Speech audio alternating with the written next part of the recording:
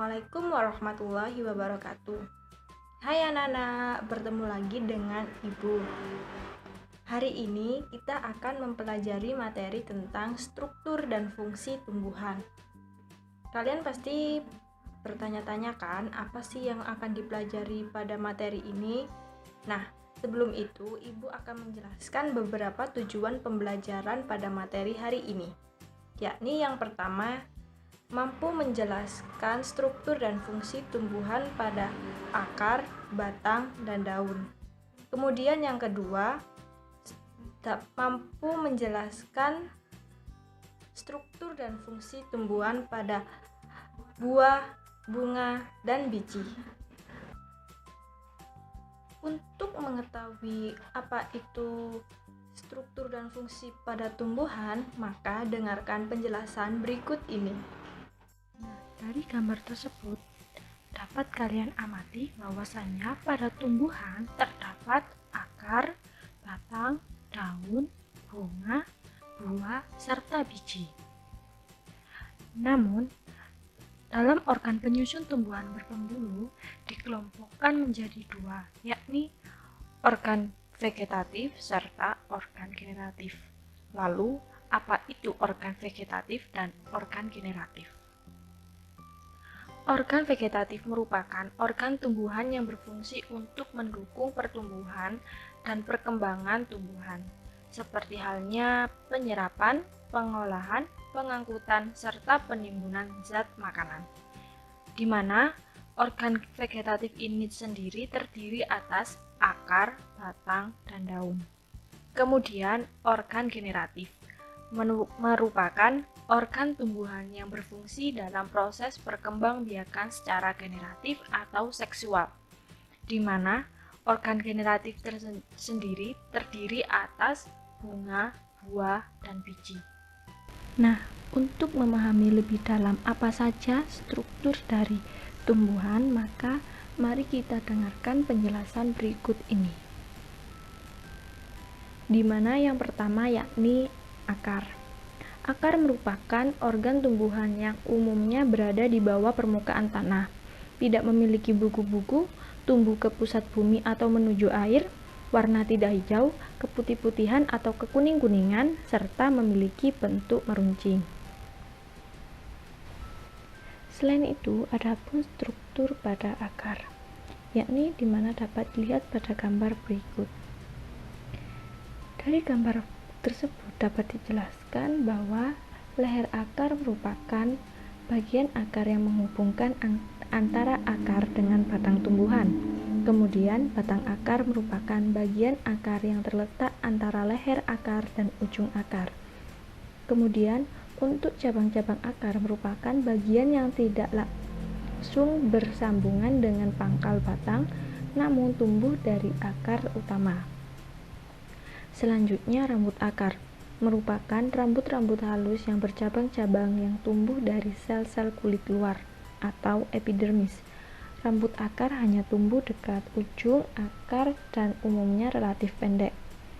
Adapun fungsi dari rambut akar ini sendiri yakni untuk memperluas daerah penyerapan air dan mineral. Kemudian, ujung akar merupakan bagian paling bawah dari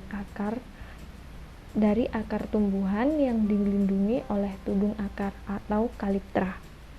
Dan yang terakhir yakni tudung akar atau kaliptra terletak di bagian paling ujung dan berfungsi untuk melindungi akar terhadap kerusakan mekanis pada waktu menembus tanah. Selanjutnya terdapat dua jenis sistem perakaran pada tumbuhan, yakni akar serabut serta akar tunggang. Akar serabut di mana sejumlah akar yang ada pada pangkal tanaman yang besar dan panjangnya nyaris sama. Biasanya akar serabut ini dimiliki oleh tumbuhan berkeping satu atau monokotil, di mana contohnya yakni pada tumbuhan rumput, padi, serta jagung. Kemudian akar tunggang. Akar tunggang merupakan akar yang terdiri atas satu akar besar yang merupakan kelanjutan batang.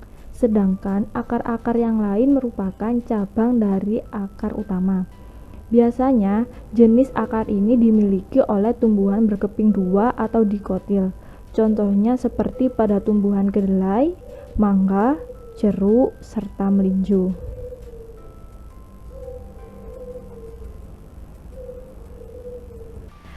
Selain itu, ada pun beberapa fungsi akar, di antaranya yakni yang pertama, menyerap air dan mineral dari dalam tanah.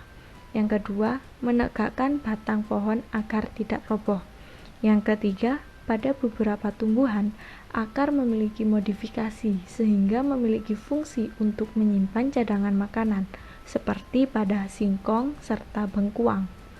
Kemudian yang keempat, untuk menyerap oksigen atau O2 untuk bernafas, seperti halnya pada tumbuhan bakau. Yang keempat yakni pada tanaman wortel dan lobak.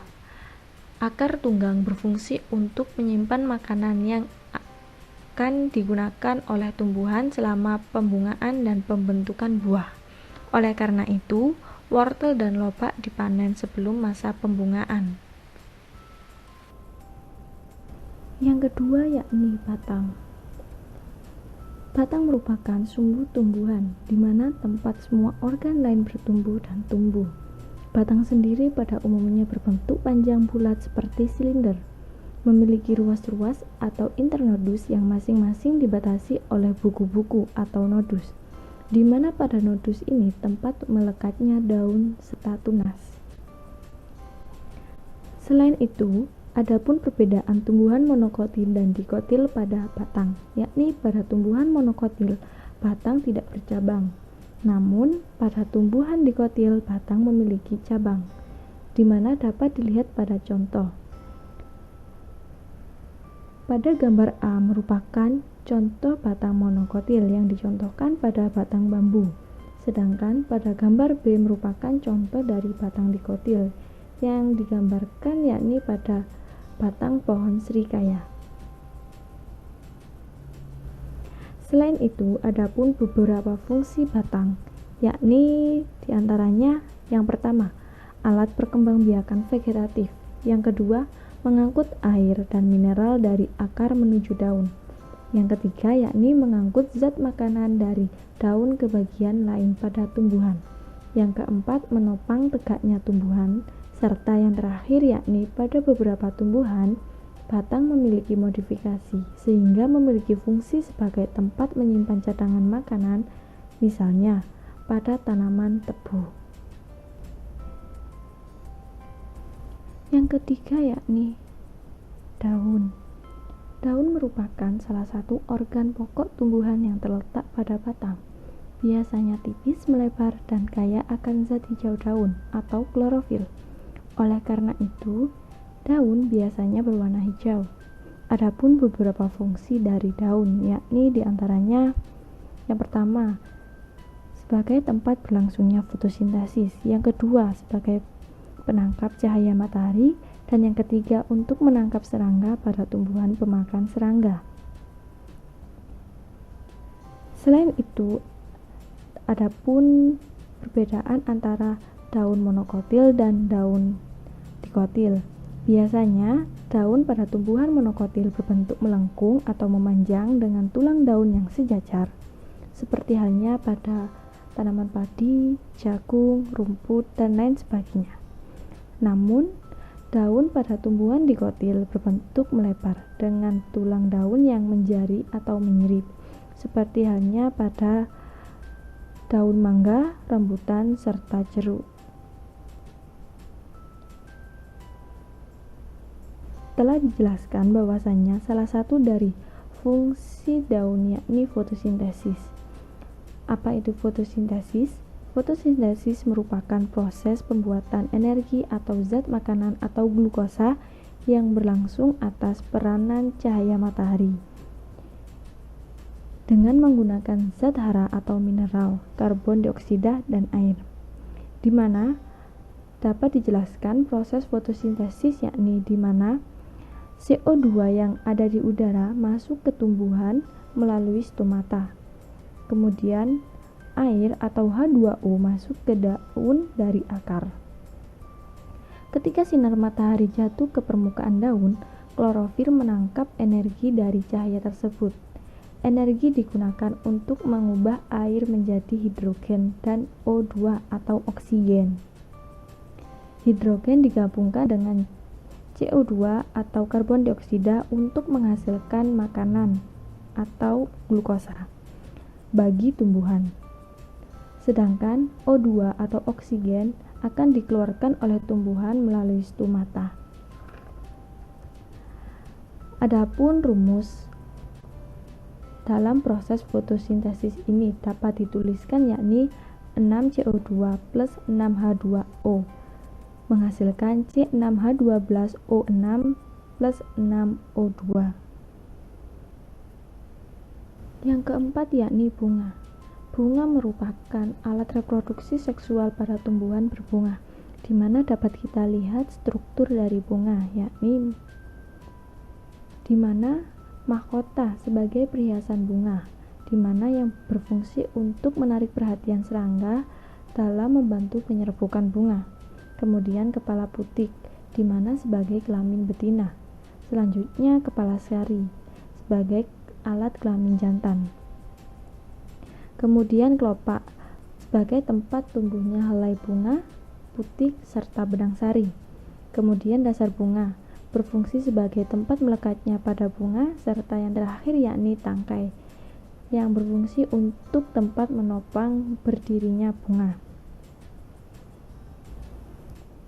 Selain itu, adapun perbedaan antara bunga pada tumbuhan monokotil serta dikotil, di mana pada bunga monokotil kelopak bunga memiliki jumlah kelipatan 3, sedangkan pada bunga dikotil memiliki kelopak bunga kelipatan 5, di mana dapat dilihat pada gambar berikut ini. Yang kelima yakni buah. Buah merupakan pelindung dari biji. Dapat kita lihat yakni struktur dari buah, yakni yang pertama, eksokap. Eksokap merupakan lapisan buah bagian luar. Yang kedua, mesokap. Mesokap merupakan lapisan buah bagian tengah. Serta yang ketiga yakni endokap, merupakan lapisan buah bagian dalam. Selain itu, adapun beberapa fungsi dari buah, yakni yang pertama, membungkus dan melindungi biji yang terdapat di dalamnya. Yang kedua, menyediakan cadangan makanan pada saat proses bertahan. Serta yang ketiga sebagai sumber gizi yang akan dikonsumsi oleh manusia dan hewan. Nah, yang terakhir yakni biji. Biji merupakan alat perkembangbiakan generatif. Biji sendiri dibedakan menjadi dua macam, yakni biji berkeping 1 atau monokotil serta biji berkeping 2 atau dikotil. Di mana adapun struktur dari biji monokotil itu sendiri, yakni yang pertama, endosperm merupakan bagian terbesar dari biji monokotil, di mana memiliki fungsi sebagai cadangan makanan bagi embrio. Kemudian yang kedua, skutelum, di mana merupakan modifikasi dari kotiledon yang membentuk struktur khusus dan berfungsi menyerap makanan dari endosperma untuk diberikan pada embrio. Kemudian yang ketiga yakni embrio, merupakan calon tumbuhan baru. Yang keempat, pluma, di mana merupakan ujung atas embrio yang akan berkembang menjadi daun. Kemudian yang kelima yakni koleoptil, merupakan struktur yang memiliki fungsi untuk melindungi pluma. Selanjutnya yakni radicula, merupakan ujung bawah embrio yang akan berkembang menjadi akar. Dan yang terakhir yakni koleoryza, di mana merupakan struktur yang memiliki fungsi untuk melindungi radikula. Kemudian adapun struktur dari biji dikotil, yakni dapat dilihat pada gambar tersebut bahwasanya struktur dari dikotil yakni yang pertama, selubung biji, merupakan selaput tipis yang akan melindungi biji dari kerusakan fisik dan mencegah penguapan air yang berlebihan. Yang kedua, kotiledon, di mana merupakan bagian biji yang paling besar dan berisi cadangan makanan bagi embrio. Selanjutnya yakni embrio, merupakan calon tumbuhan baru yang menyatukan dua kotiledon yang terpisah. Embrio ini memiliki bagian yang menempel pada kotiledon yang disebut dengan poros embrio. Kemudian epikotil, di mana merupakan bagian embrio yang terletak di atas poros embrio. Kemudian selanjutnya, plumula merupakan calon daun pada embrio yang terletak di ujung epikotil. Lalu hipokotil. Hipokotil merupakan bagian embrio yang terletak di bawah poros embrio, serta yang terakhir yakni radikula, di mana merupakan calon akar pada embrio yang terletak di ujung hipokotil. Nah, dari materi yang telah Ibu jelaskan, semoga kalian bisa memahami dan mengerti dari penjelasan tersebut. Maka dari itu, Ibu akhiri pembelajaran hari ini. Jangan lupa untuk minggu depan pelajari materi tentang struktur dan fungsi jaringan tumbuhan.